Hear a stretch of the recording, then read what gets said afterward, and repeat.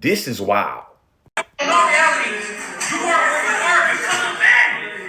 You wouldn't be alive either if it wasn't for your pops. It's not that we the reason why you are who you are. You dress to look good for us.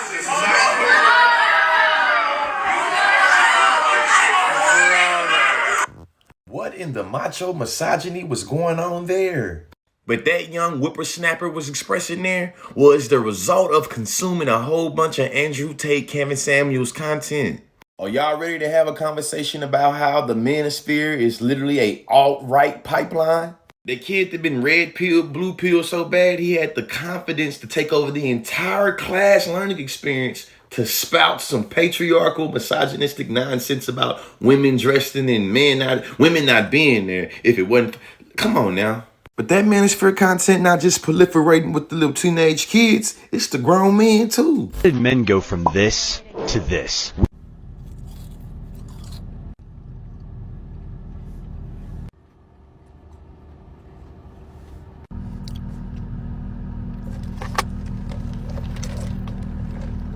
Read a book, numbskull.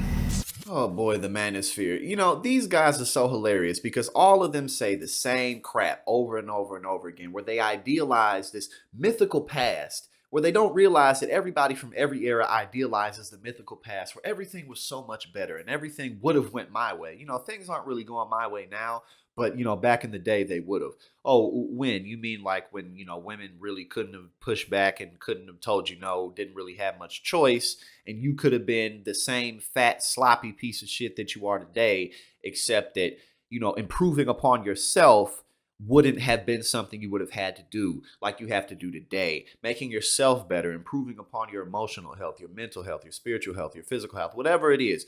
You know, actually getting out here in the field. You know, these people are so obsessed with women while they hate it, but it's like, you know, actually getting out here and building up your social skills and building up your confidence and your perception of women by being around a lot of women. But no, these guys just spend all their time in the Manosphere talking to a bunch of guys about how all women are sluts and, you know, unless you are, you know, a 6'4" plus, you know, Giga Chad, there's no hope for you. So this is the entire Manosphere, okay? So instead, this is what they all do, Rhoda Tomasi, all those guys. Instead of admitting that there's something wrong with them and that that's why good women don't want to date them, they came up with these elaborate pseudoscientific theories to explain why there are no good women. So that they don't have to admit to themselves that there's something wrong with them and that they themselves need to do some growing, and that's why good women don't want to date them, and that's why they don't meet good women ever. It's also okay for a man to stay home with the kids. That's just cuck behavior. But hold on, wait. Do you think a good aspect of masculinity is this prescription that men should provide for their families? That is a good aspect of masculinity, yes. Okay. Do you think the only way to provide for your family is via finances?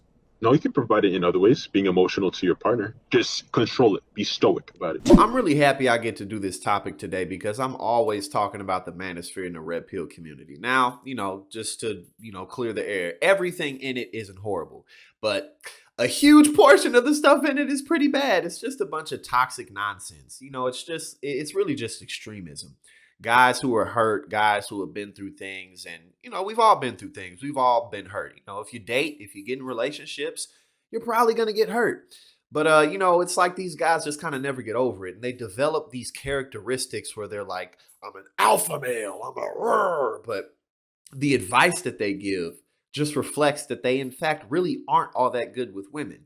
But they're supposed to be the people who are like the ones who can give you all the advice, who can really teach you how to walk down the right path. But when you really listen to them, it's like, man, this dude ain't got no women, man. Women do not like this guy. And maybe that's why he's saying the type of stuff that he says. Because there's a difference between just like, you know, kind of generally cracking jokes about the dating market and saying the type of stuff that these guys say.